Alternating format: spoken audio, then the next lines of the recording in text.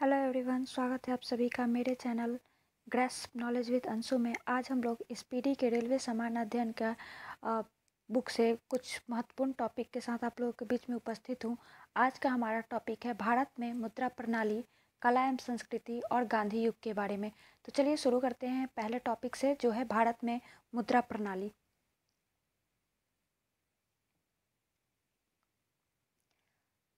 भारतीय मौद्रिक व्यवस्था की इकाई है रुपया। भारतीय मौद्रिक व्यवस्था की इकाई क्या है? तो यह है रुपया। आरबीआई के मौद्रिक नीति का नाम नीतिगत दस्तावेज है। आरबीआई के मौद्रिक नीति का नाम क्या है? तो नीतिगत दस्तावेज है। रुपया नाम का सिक्का पहली बार शेरशाह सूरी ने लगभग 1542 ईस्वी में जारी किया था। रुपया नाम का सिक्का सबसे पहले किसने जारी किया था? तो ये किया था शेरशाह सूरी ने, जो लगभग 1542 ईस्वी में जारी किया गया था। भारत में सर्वप्रथम पत्र मुद्रा का चलन 1806 ईस्वी में शुरू हुआ था। सबसे पहले पत्र मुद्रा का चलन कब शुरू हुआ था? 1806 ईस्वी में। तथा कागजी मुद्रा यानी कि करेंसी का प्रचलन 1862 ईस्वी में शुरू हुआ था। सबसे पहले पत्र मुद्रा 1806 में, वहीं कागजी मुद्रा यानी कि करेंसी का प्रचलन 1862 में हुआ था। भारत में दशमलव प्रणाली, भारत में दशमलव मुद्रा प्रणाली 1 अप्रैल 1957 से प्रारंभ हुआ था। भारत में दशमलव मुद्रा प्रणाली जो था कब से शुरू हुआ था? तो 1 अप्रैल 1957 से प्रारंभ हुआ था। मुद्रा का अवमूल्यन 3 बार किया गया। मुद्रा का अवमूल्यन कितनी बार किया गया? तो ये 3 बार किया गया था, और ये था 1949 में, 1966 में तथा 1991 में। भारत में मुद्रा का अवमूल्यन 3 बार किया गया था। इसको विमुद्रीकरण से कंफ्यूज मत होइएगा। ये अवमूल्यन जिसमें पैसों की वैल्यू को घटा दिया जाता है उसे अवमूल्यन के नाम से जानते हैं। ये हुआ था 1949 में, 1966 में तथा 1991 में। भारत में सिक्कों की टकसाल मुंबई में 1830 में, हैदराबाद में 1903 में, कोलकाता में 1950 में और नोएडा में 1989 में स्थापित की गई थी। भारत में मुद्रों की सिक्कों की टकसाल कहाँ कहाँ पे है? तो सबसे पहले मुंबई में 1830 में स्थापित हुई थी, हैदराबाद में 1903 में स्थापित हुई थी, कोलकाता में 1950 में स्थापित की गई थी और वहीं नोएडा में 1989 में किया गया था।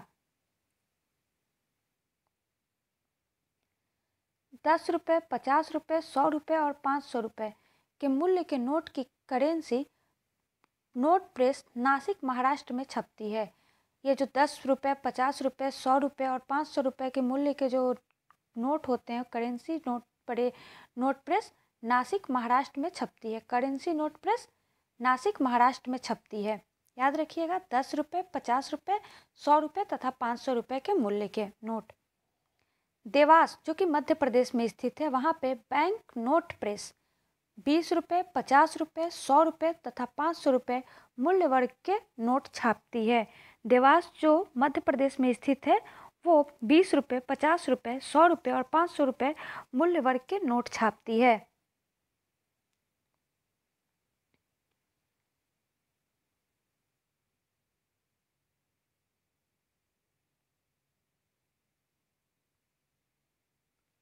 बैंक और करेंसी नोट कागज तथा नॉन जुडिशियल स्टाम्प पेपर की छपाई में प्रयोग होने वाला कागज का उत्पादन सिक्योरिटी पेपर मिल होशंगाबाद, मध्य प्रदेश में होता है।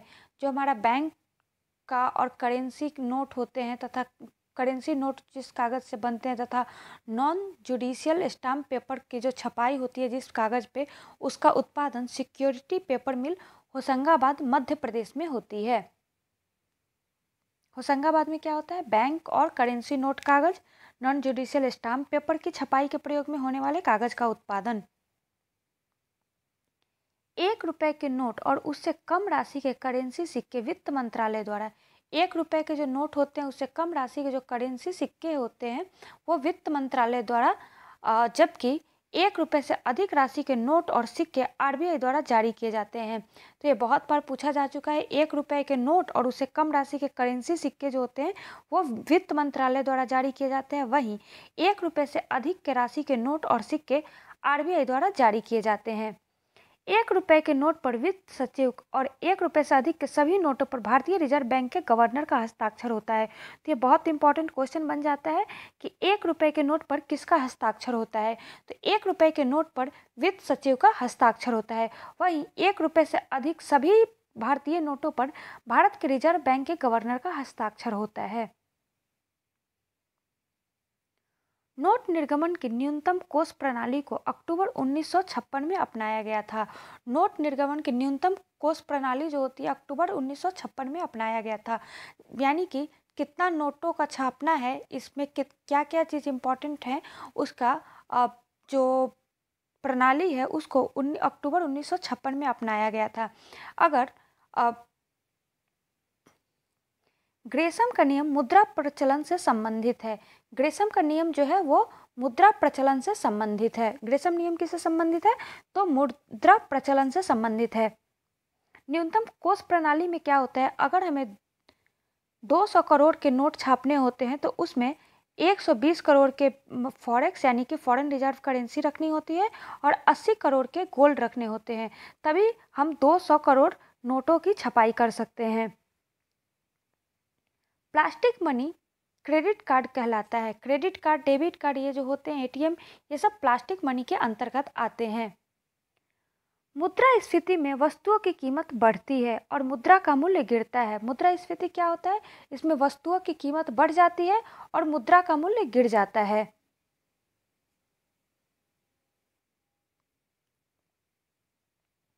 भारत में मुद्रास्फीति की माप थोक मूल्य सूचकांक द्वारा की जाती है।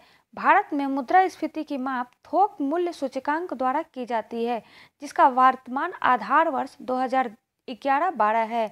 मुद्रास्फीति का माप जो है होल प्राइस इंडेक्स द्वारा किया जाता है। इसका जो आधार वर्ष है 2011-12 है और ये बहुत बार एग्जाम में इसका आधार वर्ष पूछ लिया जाता है, इसलिए इसे याद रखिएगा। मुद्रास्फीति में ऋणी यानी कि लेनदार को लाभ होता है। मुद्रास्फीति में किसको लाभ होता है? तो ये लेनदार ऋणी को लाभ होता है। ये भी बहुत इंपॉर्टेंट क्वेश्चन है, ये बहुत बार एग्जाम में पूछ लिया जाता है। मुद्रास्फीति में देनदार को हानि होती है। लेनदार को लाभ होता है तो देनदार को हानि होती है। 11 देशों ने सर्वप्रथम 1 जनवरी 1999 को यूरो को वैधानिक मुद्रा के रूप में अपनाया था। 11 देशों ने सर्वप्रथम 1 जनवरी 1999 को यूरो को वैधानिक मुद्रा के रूप में अपना लिया है। वर्तमान में यूरो 19 देशों की मुद्रा है। यूरो कितने देशों की मुद्रा है? तो ये 19 देशों की मुद्रा बन चुकी है।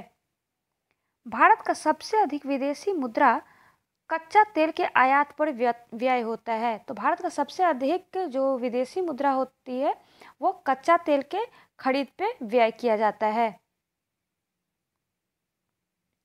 भारत में सबसे अधिक विदेशी मुद्रा पेट्रोलियम उत्पाद के निर्यात से प्राप्त होता है।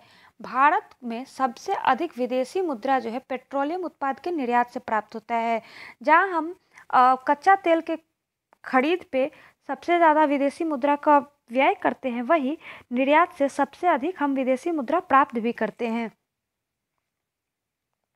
सर्वाधिक विदेशी मुद्रा कोष चीन के पास है। सबसे ज़्यादा विदेशी मुद्रा कोष किसके पास है? तो ये चीन के पास है।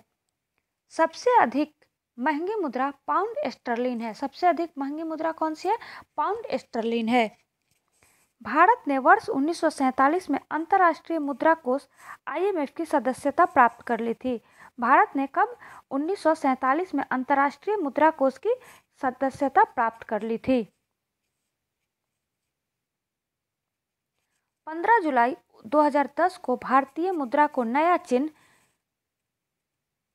के रूप में मिला था। ये चिन्ह जो है, रुपए का चिन्ह जो है, 15 जुलाई 2010 को भारतीय मुद्रा को चिन्ह के रूप में मिला था और इसको डिजाइन किया था डी उदय कुमार ने। डी उदय कुमार ने भारतीय मुद्रा के नया चिन्ह को डिजाइन किया था। हमारा अगला टॉपिक है कला एवं संस्कृति। भारतनाट्यम दक्षिण भारतीय यानी कि तमिलनाडु का एकल शास्त्रीय नृत्य शैली है। भारतनाट्यम कहाँ का एकल शास्त्रीय नृत्य शैली है? तो ये है तमिलनाडु की। दक्षिण भारत या तमिलनाडु की एकल शास्त्रीय नृत्य शैली है जिसे विशेष रूप से महिलाओं द्वारा किया जाता है। भारतनाट्यम को किसके द्वारा किया जाता है? विशेष रूप से महिलाओं के द्वारा किया जाता है और ये दक्षिण भारत की एकल शास्त्रीय नृत्य शैली है। भारत के शास्त्रीय संगीत की दक्षिण भारतीय शैली कर्नाटक संगीत कहलाती है। भारत के शास्त्रीय संगीत की दक्षिण भारतीय जो शैली है उसे कर्नाटक संगीत कहते हैं। कर्नाटक संगीत के जनक पुरंदर दास हैं। कर्नाटक संगीत के जनक कौन है? तो पुरंदर दास। पुरंदर दास को कर्नाटक संगीत के जनक के रूप में जाना जाता है। त्यागराज, मुथुस्वामी तथा श्याम शास्त्री कर्नाटक संगीत के त्रिरत्न कहलाते हैं। त्यागराज, मुथुस्वामी तथा श्याम शास्त्री कर्नाटक संगीत के त्रिरत्न कहलाते हैं। भारतनाट्यम के प्रमुख घराना है मैसूर घराना, तंजौर घराना, कांचीपुरम घराना तथा पांडलूर घराना। ये भारतनाट्यम के प्रमुख घराने हैं। लीला सैमसन, मृणालिनी साराभाई, यामिनी कृष्णमूर्ति भारतनाट्यम की कलाकार हैं। लीला सैमसन, मृणालिनी साराभाई, यामिनी कृष्णमूर्ति भारतनाट्यम की कलाकार हैं। कथकली केरल का प्रमुख शास्त्रीय नृत्य है। कथकली कहाँ का शास्त्रीय नृत्य है? तो ये केरल का प्रमुख शास्त्रीय नृत्य है। कथकली के गीतों की भाषा मलयालम है। कथकली के गीतों की भाषा क्या है? तो मलयालम। केरल की भी राज्य भाषा जो है मलयालम ही है। कथक उत्तर भारत का शास्त्रीय नृत्य है। कथक कहाँ का शास्त्रीय नृत्य है? तो ये उत्तर भारत का शास्त्रीय नृत्य है। पंडित लच्छू महाराज, पंडित बिरजू महाराज, सितारा देवी कथक के प्रमुख कलाकार है। पंडित लच्छू महाराज, पंडित बिरजू महाराज तथा सितारा देवी जो है कथक के प्रमुख कलाकार हैं। कुचिपुड़ी आंध्र प्रदेश की शास्त्रीय नृत्य है। कुचिपुड़ी कहाँ की शास्त्रीय नृत्य है? तो ये आंध्र प्रदेश की शास्त्रीय नृत्य है। बहुत बार ये एग्जाम में पूछ लिया जाता है। कुचिपुड़ी कहाँ का शास्त्रीय नृत्य है? तो ये आंध्र प्रदेश का शास्त्रीय नृत्य है। वलतोल नारायण मेनन, आनंद शिवरामन, कृष्णकुट्टी कथकली के कलाकार हैं। वलतोल नारायण मेनन, आनंद शिवरामन, कृष्णकुट्टी कथकली के कलाकार हैं। ओडिसी ओडिशा का शास्त्रीय नृत्य है। ओडिसी कहाँ का शास्त्रीय नृत्य है? तो ओडिसी उड़ीसा का शास्त्रीय नृत्य है। सोनल मानसिंह, केलुचरण महापात्र, डोना गांगुली का संबंध ओडिसी नृत्य से है। सोनल मानसिंह, केलुचरण महापात्र, डोना गांगुली का संबंध जो है ओडिसी नृत्य से है। भारतीय शास्त्रीय नृत्य में 9 रस हैं। भारतीय शास्त्रीय नृत्य में कितने रस हैं? तो ये 9 रस हैं। मोहिनीअट्टम केरल का शास्त्रीय नृत्य है। मोहिनीअट्टम जो है केरल का शास्त्रीय नृत्य है। यक्षगान कर्नाटक का प्रमुख लोक नृत्य है। यक्षगान कर्नाटक का प्रमुख लोक नृत्य है। शास्त्रीय नृत्य और लोक नृत्य में कंफ्यूजन नहीं होइएगा। मयूरभंज का छाव युद्ध संबंधी नृत्य है। मयूरभंज का जो छाव युद्ध संबंधी नृत्य है, बहुत बड़े एग्जाम में पूछ लिया जाता है कि युद्ध संबंधी नृत्य इसमें से कौन है? तो मयूरभंज का छाव नृत्य जो है युद्ध से संबंधित नृत्य है। यक्षगान में नृत्य और गान का संगम होता है। यक्षगान में क्या है? नृत्य के साथ साथ गीत का भी संगम होता है। जात्रा पश्चिम बंगाल का लोक नृत्य है। जात्रा कहाँ का लोक नृत्य है? तो यह पश्चिम बंगाल का लोक नृत्य है। सबसे पुराना या प्राचीनतम वाद्य यंत्र वीणा है। वीणा जो है सबसे प्राचीनतम वाद्य यंत्र है। राग भैरवी कब गाया जाता है? तो ये प्रातः काल में गाया जाता है। राग भैरवी को प्रातः काल में गाया जाता है। राग मियाँ की मल्हार तानसेन की रचना है। राग मियाँ का मल्हार जो है तानसेन की रचना है। हरिप्रसाद चौरसिया एक बांसुरी वादक है। हरिप्रसाद चौरसिया जो है एक बांसुरी वादक है। बिस्मिल्लाह खां का संबंध शहनाई से है। बिस्मिल्लाह खां जो है शहनाई वादक हैं और ये बहुत ही प्रसिद्ध शहनाई वादक हैं। अमजद अली खान प्रसिद्ध सरोद वादक हैं। अमजद अली खान प्रसिद्ध सरोद वादक हैं। शिव कुमार शर्मा का संबंध संतूर से है। शिव कुमार शर्मा का संबंध किससे है? तो संतूर से है। ये मैं जितने भी इंपॉर्टेंट क्वेश्चन है ये सारे VVI है जिसे मैं टिक करते जा रही हूँ। सितार का जनक अमीर खुसरो कहलाते हैं। सितार के जनक कौन है? तो ये अमीर खुसरो हैं। पंडित भीमसेन जोशी गायन से संबंधित है। पंडित भीमसेन जोशी किससे संबंधित है? तो ये गायन से संबंधित है। मुक्तेश्वर मंदिर ओडिशा में, लिंगराज मंदिर भुवनेश्वर ओडिशा में, खजुराहो के मंदिर मध्य प्रदेश में नागर शैली का उदाहरण है। मुक्तेश्वर मंदिर ओडिशा का और लिंगराज मंदिर जो कि भुवनेश्वर ओडिशा में ही है, खजुराहो के मंदिर जो कि मध्य प्रदेश में, ये सारे जो है नागर शैली के उदाहरण है। मंदिर शैली में नागर शैली, वेसर शैली, द्रविड़ शैली बहुत ही प्रसिद्ध उदाहरण है। ये मंदिरों के निर्माण कला शैली है, नागर शैली, वेसर शैली और द्रविड़ शैली।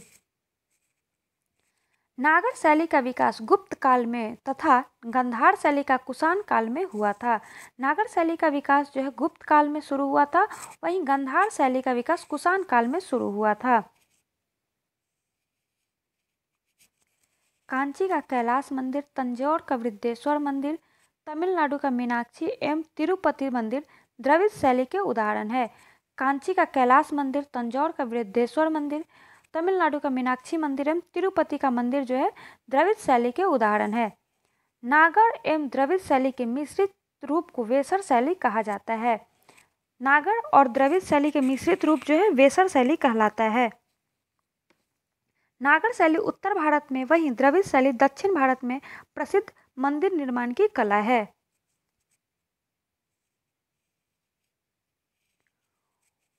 होयसलेश्वर हेलेबीड वैष्णव मंदिर वृंदावन वेसर शैली के उदाहरण है। होयसलेश्वर हेलेबीड का जो मंदिर है वो वेसर शैली के उदाहरण है, वहीं वैष्णव मंदिर जो वृंदावन में है ये भी वेसर शैली के उदाहरण है। मधुबनी चित्रकला बिहार से संबंधित है। मधुबनी चित्रकला कहाँ संबंधित है? ये बिहार से संबंधित है।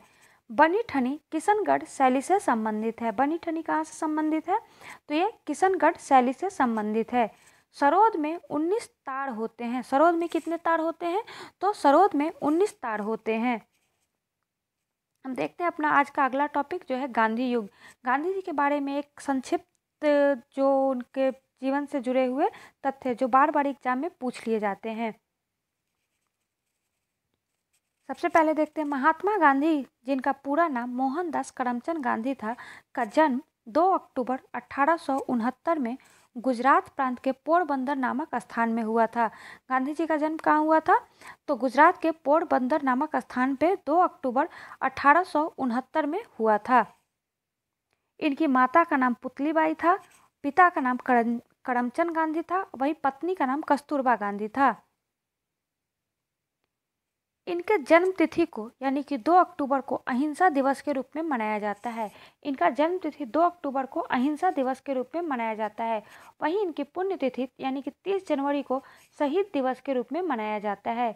30 जनवरी को शहीद दिवस के रूप में, 2 अक्टूबर को अहिंसा दिवस के रूप में मनाया जाता है।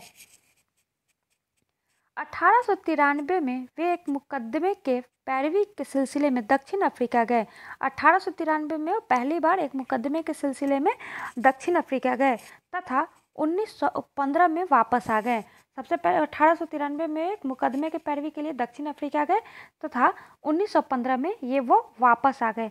गांधी जी जो थे वो लियो टॉल्स्टॉय से काफ़ी प्रभावित थे। गांधी जी लियो टॉल्स्टॉय से प्रभावित थे। गांधी जी के राजनीतिक गुरु के रूप में गोपाल कृष्ण गोखले को जाना जाता है। गांधी जी के राजनीतिक गुरु जो थे गोपाल कृष्ण गोखले थे। गांधी जी ने 1906 में दक्षिण अफ्रीका में ही पहली बार सत्याग्रह का पहला प्रयोग किया था। 1906 ईस्वी में गांधी जी ने पहली बार सत्याग्रह का पहला प्रयोग किया था, जो कि दक्षिण अफ्रीका में उनका सत्याग्रह का पहला प्रयोग जो था दक्षिण अफ्रीका में 1906 ईस्वी में उन्होंने किया था। गांधी जी ने भारत में सत्याग्रह का पहला प्रयोग 1917 में बिहार के चंपारण में किया था। गांधी जी ने भारत में सत्याग्रह का पहला प्रयोग कहाँ किया था? तो 1917 में बिहार के चंपारण में किया था। सर्वप्रथम रविंद्रनाथ टैगोर ने गांधी जी को महात्मा गांधी कहकर संबोधित किया था। रविंद्रनाथ टैगोर ने गांधी जी को महात्मा की उपाधि दी थी। वहीं सुभाष चंद्र बोस ने राष्ट्रपिता कहकर संबोधित किया था। गांधी जी को महात्मा कहकर रविंद्रनाथ टैगोर ने संबोधित किया था और सुभाष चंद्र बोस ने राष्ट्रपिता कहकर संबोधित किया था। गांधी जी ने खिलाफत आंदोलन, जालियांवाला बाग कांड तथा रॉलेट एक्ट के विरोध में 1920 में असहयोग आंदोलन प्रारंभ किया। गांधी जी ने खिलाफत आंदोलन, जालियांवाला बाग कांड तथा रॉलेट एक्ट के विरोध में 1920 में असहयोग आंदोलन का प्रारंभ किया था। खिलाफत आंदोलन, जालियांवाला बाग कांड और रॉलेट एक्ट के विरोध में असहयोग आंदोलन 1920 में प्रारंभ किया गया था। चौरी चौरा कांड, जो कि 5 फरवरी 1922 को हुआ था। चौरी चौरा कांड कब हुआ था? 5 फरवरी 1922 को हुआ था। से दुखी होकर गांधी जी ने 11 फरवरी 1922 को असहयोग आंदोलन को स्थगित कर दिया। 11 फरवरी 1922 को गांधी जी ने चौरी चौरा कांड से दुखी होकर असहयोग आंदोलन को स्थगित कर दिया था। जालियांवाला बाग कांड, 13 अप्रैल 1919 के विरोध में गांधी जी ने 1920 में केसरे हिंद की उपाधि लौटा दी थी। जालियांवाला बाग हत्याकांड के विरोध में गांधी जी ने 1920 में केसरे हिंद की उपाधि को लौटा दिया था। गांधी जी ने 1919 में यंग इंडिया व नवजीवन तथा 1933 में हरिजन का प्रकाशन किया था। गांधी जी का जो बुक था और इनका जो पत्रिका थे, यंग इंडिया, नवजीवन तथा 1933 में हरिजन का प्रकाशन किया था। 1919 में यंग इंडिया तथा नवजीवन को तथा 1933 में हरिजन को प्रकाशित किया था। 1924 के एकमात्र बेलगांव अधिवेशन, जो कि कर्नाटक में, बेलगांव कहाँ है? कर्नाटक में। 1924 के एकमात्र बेलगांव अधिवेशन में कांग्रेस के अध्यक्ष बने थे। 1924 में एकमात्र बेलगांव अधिवेशन में वो कांग्रेस के अध्यक्ष बने थे। जी ने 12 मार्च 1930 को 78 अनुयायियों के साथ दांडी यात्रा आरंभ कर 6 अप्रैल 1930 को 388 किलोमीटर यात्रा कर दांडी में नमक बनाकर नमक कानून तोड़ा। सबसे पहले 12 मार्च से दांडी यात्रा इन्होंने प्रारंभ की थी। 12 मार्च 1930 को 78 अनुयायियों के साथ दांडी यात्रा आरंभ किया था। 6 अप्रैल 1930 को दांडी में नमक बनाकर नमक कानून तोड़ा तथा सविनय अवज्ञा आंदोलन की शुरुआत की थी। ये दांडी मार्च जो था, यात्रा जो था, यह 24 दिनों तक चला था।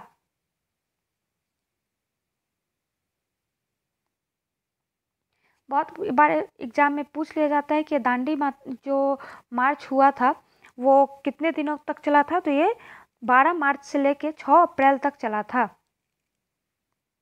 और इसी के ऊपर सविनय अवज्ञा, इसी का नमक कानून तोड़ा तथा सविनय अवज्ञा आंदोलन की शुरुआत की थी।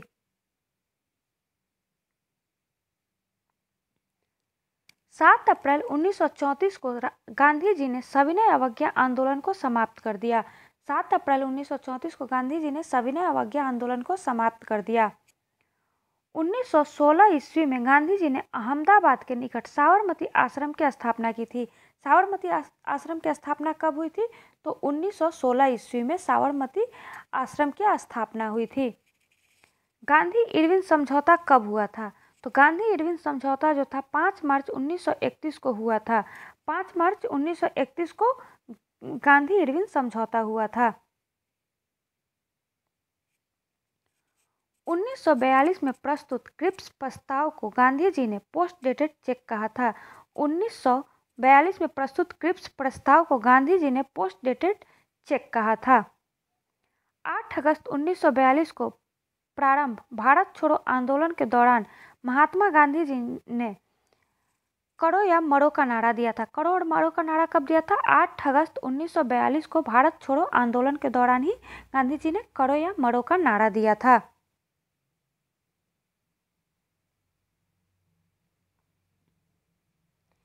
1931 में लंदन में हुए द्वितीय गोलमेज सम्मेलन में गांधी जी ने कांग्रेस का नेतृत्व किया था। एकमात्र गोलमेज सम्मेलन जिसमें कांग्रेस ने भाग लिया था और इसका नेतृत्व जो है महात्मा गांधी ने किया था। गांधी जी की हत्या 30 जनवरी 1948 को नाथूराम गोडसे ने प्रार्थना के समय किया था। गांधी जी की जो हत्या थी 30 जनवरी 1948 को और नाथूराम गोडसे ने प्रार्थना सभा के दौरान किया था और इसे 30 जनवरी को शहीद दिवस के रूप में मनाया जाता है। गांधी जी का समाधि स्थल राजघाट कहलाता है। गांधी जी का जो समाधि स्थल है वो राजघाट कहलाता है। इनके समाधि स्थल का नाम है राजघाट। ने विंस्टन चर्चिल ने गांधी जी को अर्धनंग फकीर कहा था। विंस्टन चर्चिल ने गांधी जी को अर्धनंग फकीर कहा था। इसी के साथ आज का ये हमारा सीरीज समाप्त होता है। आशा करती हूँ कि आप लोगों को पसंद आ रहा होगा। अगर आपको पसंद आ रहा है तो प्लीज़ लाइक, शेयर और सब्सक्राइब जरूर करें। Thank you.